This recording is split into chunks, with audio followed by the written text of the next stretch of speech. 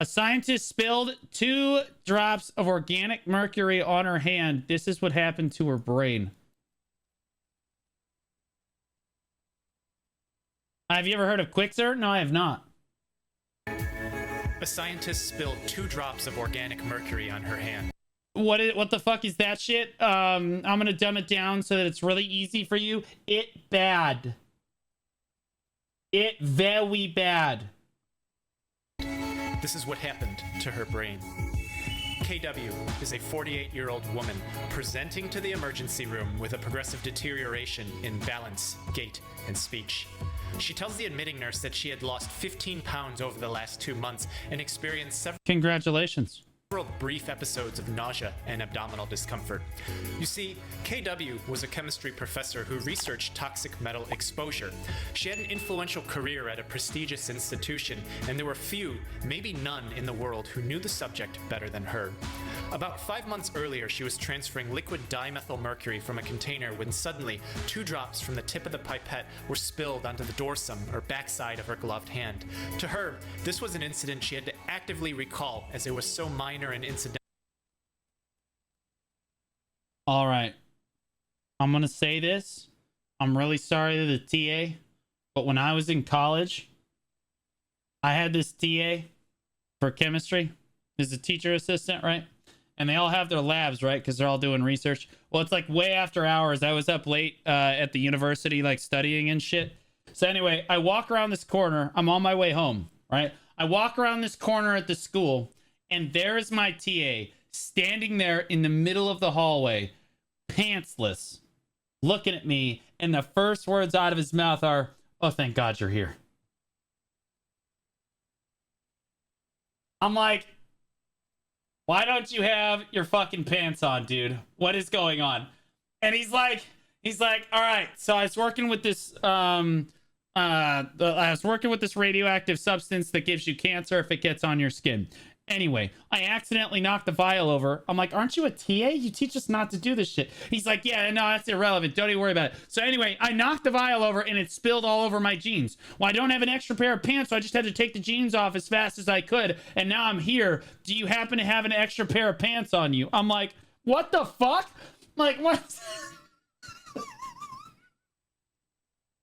The funny thing is, I did get the man his pants. I did get the man some pants, and he was good to go. That being said, 3 years later, I graduate. I get a job at a nearby medical institution in a lab, right? I'm walking down the hallway. There's that fucking TA. And he looks me dead ass in the eye. He's like, what are you doing here? I was like, I work here now. And he's like, of course you do. I'm like, you still working with cancer stuff? He's like, no one here knows about that. That's a you and me thing. No one else needs to know. Okay, sounds good. You, me, and the 1,000 people I just told, big dog. Dental, she didn't give a second thought to it. She tells the nurse that she had cleaned up after the spill properly per protocol. Her hands were in gloves so long it was sweaty inside. She was pretty sure she didn't have any physical contact without You didn't take the glove off immediately? You're crazy. barrier with any chemicals. Over the next few weeks, KW noticed something wrong when she would walk into walls. Maybe she wasn't paying attention, she thought. One day, she almost got into a car accident. She started asking her husband to drive her to university. Maybe she hadn't slept well, she thought. Skin deep, KW appeared to be healthy, but at physical Hey examination, Blue, my friend has a BDO video he made and would love for you to react to. I have it in the reaction submissions in Discord. I'll take a look at it. exhibited upper extremity dysmetria, dys meaning wrong, and Yeah, it means you can't fucking, your upper extremities are, your coordination not good, right? If I tell you to touch your finger to the tip of my finger, you can't fucking do it. I'm like, yo, touch your finger to my finger, and you're like, which one? You know what I mean? metria meaning length. Her movements in the limbs above her waist were uncoordinated, with intended positioning often missing the target at varying lengths. Yeah. Similarly, she had ataxic gait, a meaning without, Means you can't walk good. You can't walk straight. and taxic meaning order, gait being her walk. It was awkward, imbalanced, disorderly. Both of these were combined with dyslexic handwriting and slurred speech, all of which can point to some potential neurodegeneration given her past exposure to mercury. Does she play League of Legends?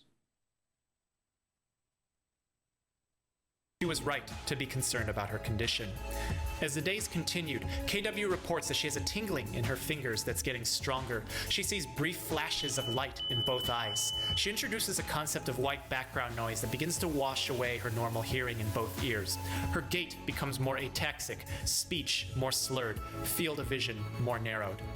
A blood test reveals KW's blood mercury levels are over 4,000 micrograms per liter, 4,000 times greater than the you're dead. upper limit of normal. You're done. We can conclude here that KW's neurologic decline is because of mercury toxicity, but something's wrong. I didn't really see too much on that CT scan, though. Typically, signs and symptoms of this poisoning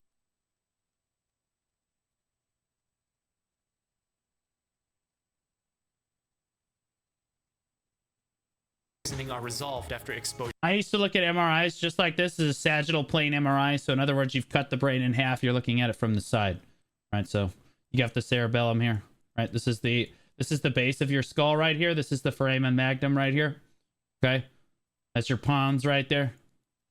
Exposure has ceased. She hasn't been in the lab for months now, but those signs and symptoms are still present, and her neurologic decline is accelerating. KW's mercury toxicity is acute in nature, meaning there wasn't a constant source of exposure to her, and that when you talk about acute, it means sudden onset. In other words, it happened all of the sudden. It wasn't like, oh, I gradually eased into the symptoms. They just hit me. That one episode of accidentally spilling on the dorsum of her gloved hand was enough to lead her to where she is now. We can prove this. We estimate her total blood volume to be about 4.5 liters given her weight of 70 kilograms measured at admission. This means there are 18 milligrams of mercury in her blood. But for dimethylmercury, studies estimate that only 5% of the absorbed amount is in the blood. A bit troubling given that 18 milligrams is already 4,000 times the upper limit of normal. Yeah. So where are the other 95%?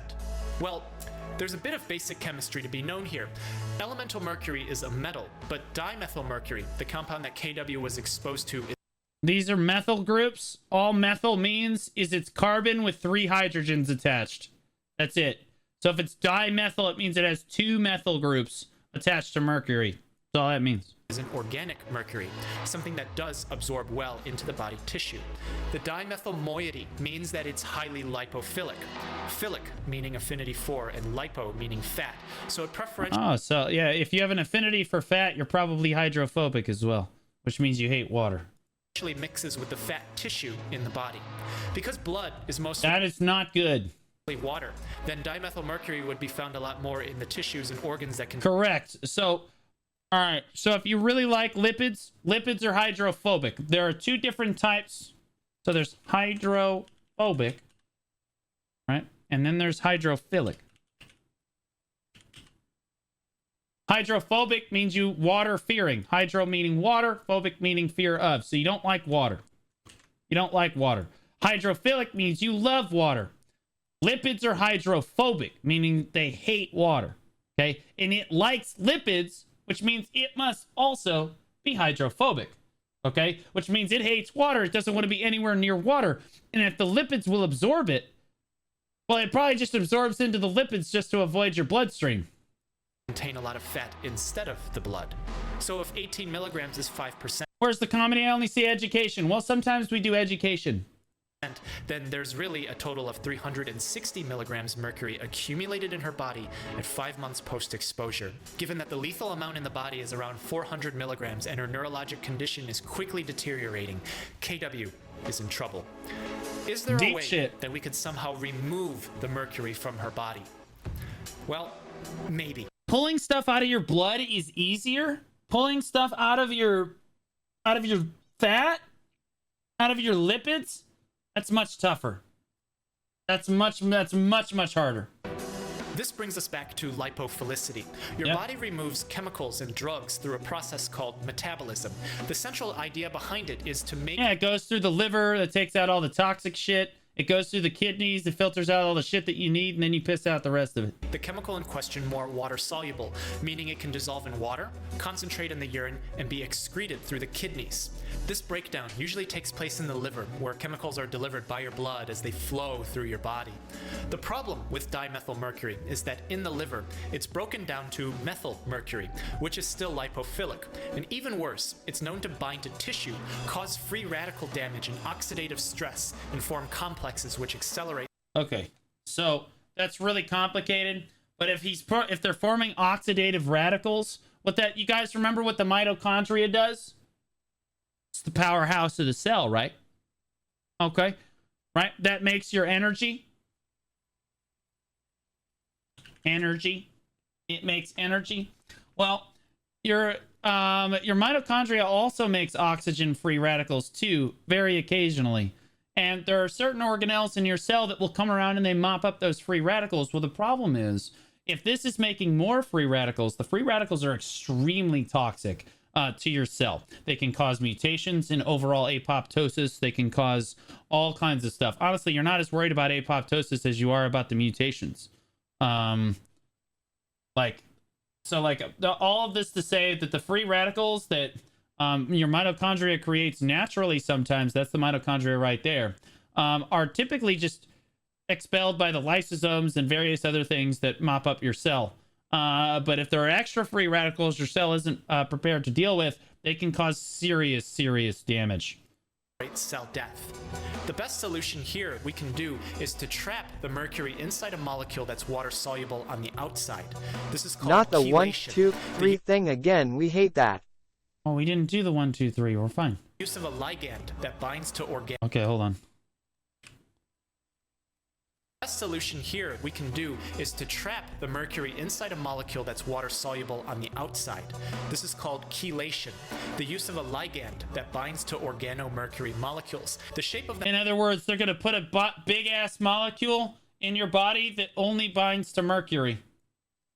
And they're going to try, and then they can filter out for this molecule because it mixes well with water. It's really easy to get rid of shit that mixes well with water. That you can filter out of your body. So they're trying to trap the mercury in something that will bind to mercury. That molecule is important to fit the organic metal inside. KW is given succimer. The shape of the molecule traps the organic mercury inside. The outside mixes well with water, allowing it to be removed by the kidneys. She receives 3 doses over 24 hours, and it's found to be working because the mercury levels in KW's urine increased by 160 times the next day, and it's repeated for several days. But it's not enough. Can you give us an example of mutation? Because I think mutation just means extra arm. Okay, there's a lot of different types of mutations. Okay, usually when people call about mutation, yeah, you think about the people with extra arms or their face is all deformed and shit. No. Cells have mutations all the time. You have thousands of mutations, you just don't know it. Little mutations in your cell, every time your cell reproduces its DNA, which happens very frequently, okay, there's a chance for mutations. Well, if you have too many mutations, it can cause serious problems, such as, for example, cancer is just a mutation that your cell had. Your cell mutated at a bad spot, and it couldn't stop replicating anymore because there's a certain sequence in your DNA that says, "Hey, stop! Don't replicate anymore. We're done." And if that sequence mutates itself, your cell just never knows when to turn off, so it just keeps replicating itself over and over and over. This is cancer. This is cancer. So if you have enough mutations, most mutations are harmless. Let's be real. But like if you have enough mutations, eventually they're going to be very harmful. It's a week later. Neuropsychiatric consult finds severe cognitive deficits in KW now. Her husband tries to speak to her, but she sometimes stares blankly into a void. If we're removing the mercury from her blood now, why is she getting worse? Are any of us really virgins if our cells do it with each other? It's important to me that you understand that our cells are not having sex with each other. Your cells reproduce typically asexually. The only cells that are reproducing sexually are in your sexual organs. Probably your penis. Okay. Less mercury is good, right? Well, in this case... So all of your cells are virgins. That's why you're a virgin. But if it makes you feel better, you're made of trillions of smaller virgins. It might not be. Chasing a lower blood mercury level is just chasing a lower laboratory value.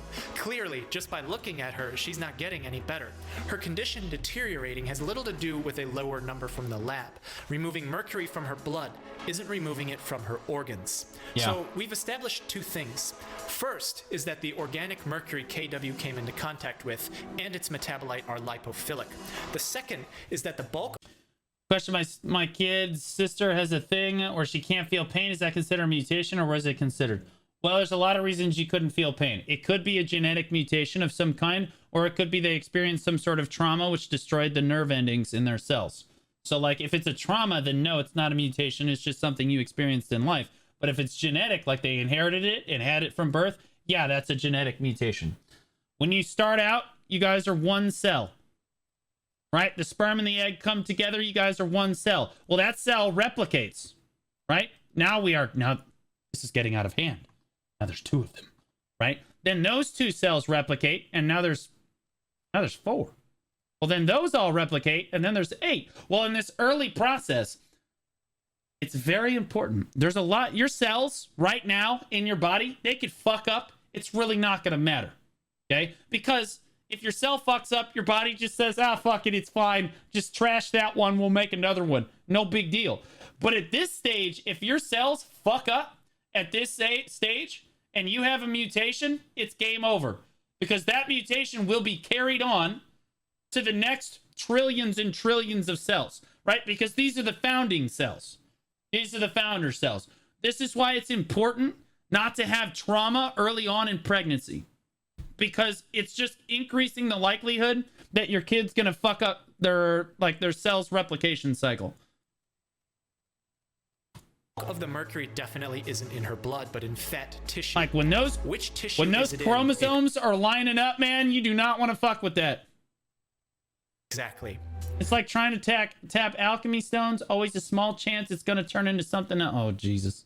It couldn't be the heart, as that's mostly muscle. It couldn't be her kidneys, as those are not made of fat. But how about the brain? The brain is 60% fat, and it's there that the methyl mercury is accumulating, causing oxidative stress, forming protein complexes, and inducing cell death. Remember I said all those oxidative free radicals in your cells cause cell death? Apoptosis? That's what he's talking about. Cell death in the brain, not good. As her nerve. Where do souls come from? Fairyland. But also God. Neurologic decline.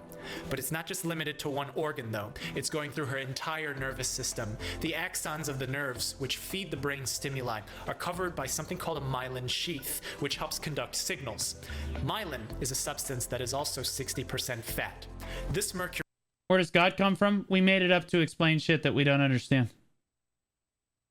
But also, it could be real. We can't prove it. Is accumulating, forming complexes and damaging cells, disrupting her movements, reflexes, her speech, and her senses. At 3 weeks' time after initially presenting to the emergency room, KW becomes unresponsive to verbal, visual, and touch stimuli. Spontaneous and unprovoked eye openings are observed. In someone who is not neurologically impaired, shining a light on their eye would cause the pupil to constrict so as to limit the amount of light entering the eye. This is called pupillary reflex. Yeah, we call it so we call it perla. In medicine, perla. Pupils are equally round and it's 2 R's. Fuck. Pupils are equally round and reactive to light and accommodation. Perla. That's what that means. That's what they write in the chart. And it's modulated by cognitive factors. When it is slow, it suggests impaired cognition, and in KW, it's so if she's not perla, if she don't got perla, it implies that her cognition is really damaged. Slow. From the depths of her coma, she's sometimes found yawning. No, not pearls like you get on the pearl shop. That's different. Spontaneously, with brief episodes of agitation, screaming, crying, and unprompted, sudden, jerky limb movements.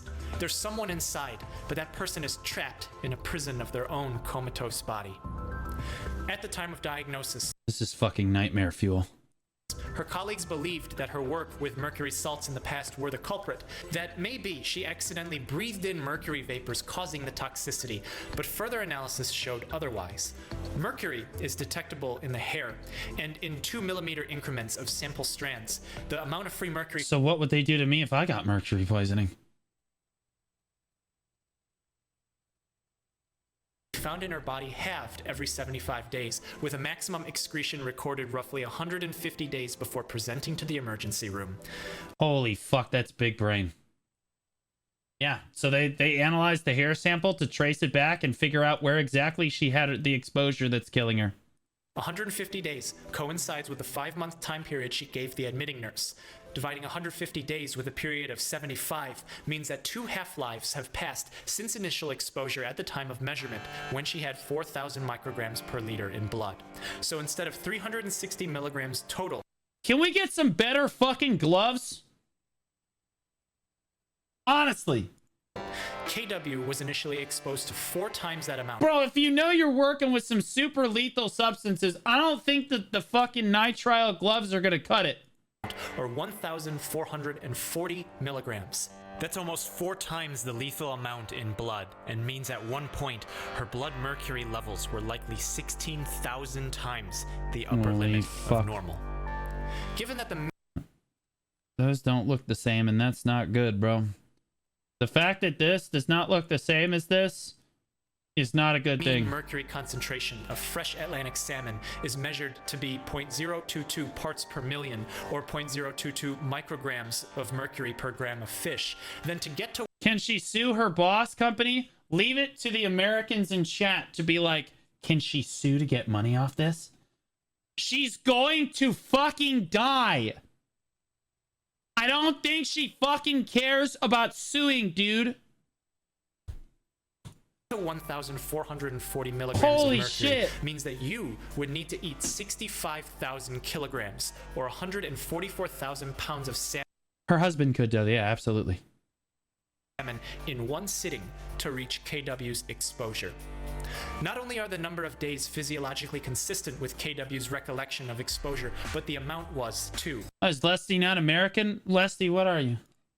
The density of dimethylmercury is about 3 grams per milliliter at room temperature, and the 1.44 grams of mercury exposure comes out to be about half a milliliter of liquid. Because it's 3 times more dense than water and comes in a 95% solution, about 2 to 3 drops contain the dosage that the professor came into contact with and gave us this. I'm from Montenegro. Okay, so in Montenegro, don't ever fuck up for any reason because they will just sue you. Outcome. It was found after the fact that dimethylmercury does in fact diffuse through the type of gloves KW wore that day, and it does so within seconds. The small nitrile. Bro, if I drop some fucking crazy shit on my gloves... Just Googled it. Harvard has a specific safety document for dimethylmercury. You need to use laminated gloves under nitrile gloves for best protection. This person is supposed to be an expert. How the fuck do they not know this?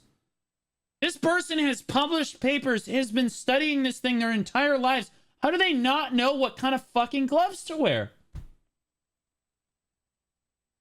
Bro, at a certain point, your PhD can't help you. Like...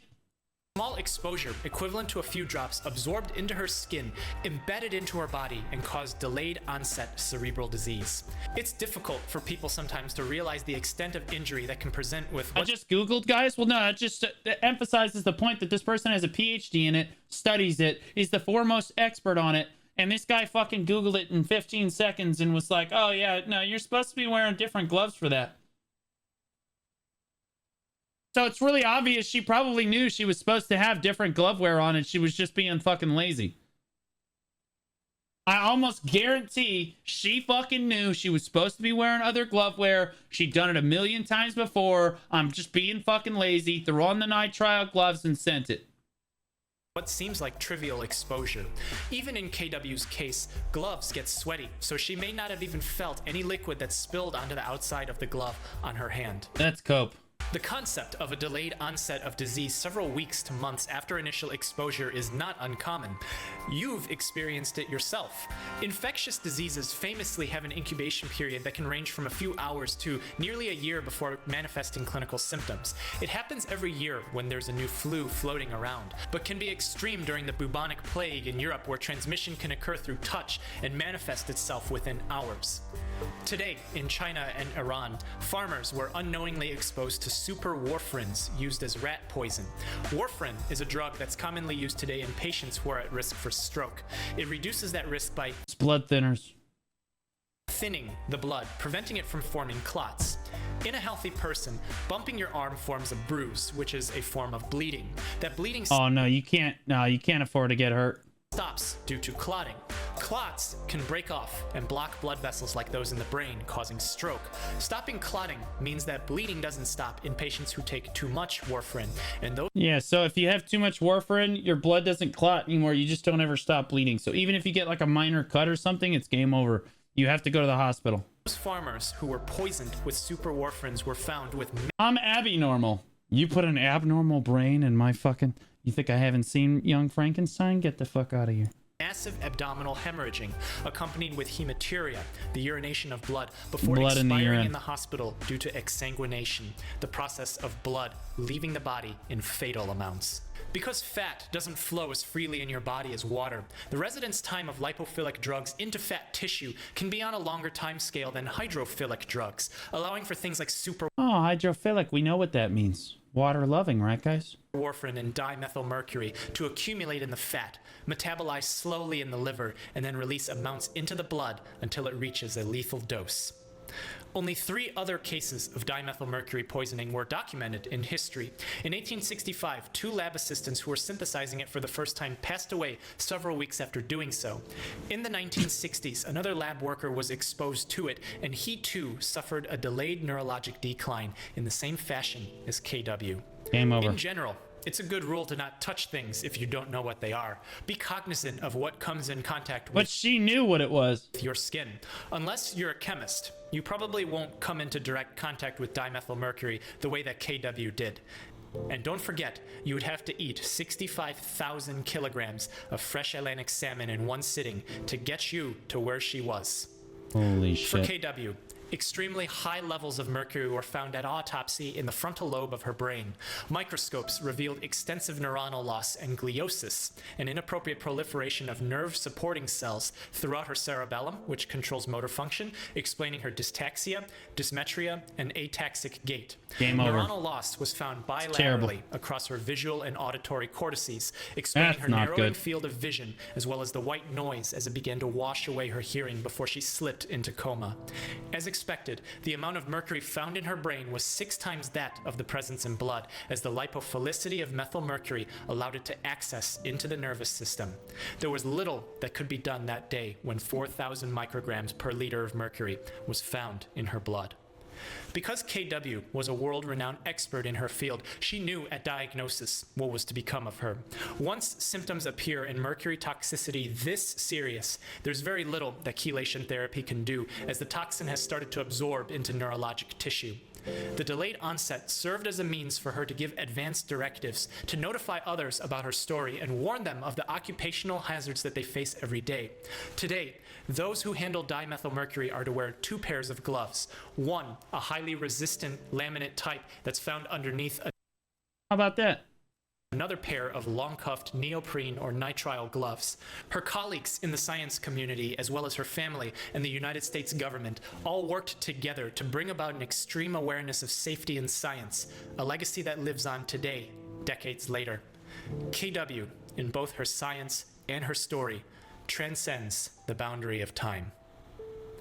Thank you so much for watching. Take care of yourself and be well. That is why safety procedures exist. Somebody got fucking hurt. Tragedy. There's the video right there. She's the reason for the 2 pairs of gloves. There it is.